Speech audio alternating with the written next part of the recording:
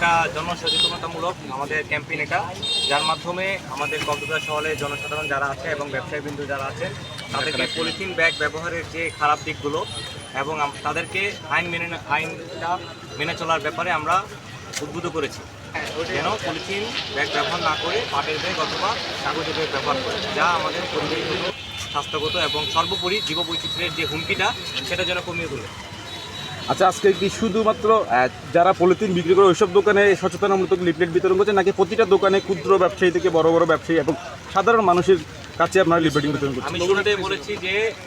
আমরা আপনাদের সহযোগিতায় কক্সবাজারের সর্বস্ত স্তরের জনগণ এবং ব্যবসায়ীদের নিকট এই মেসেজটি পৌঁছে দিতে চাই যে পলিথিন ব্যবহারের কুফল এবং পলিথিন ব্যবহার যে আমাদের পরিবেশগত এবং স্বাস্থ্যগত যে ঝুঁকিটা,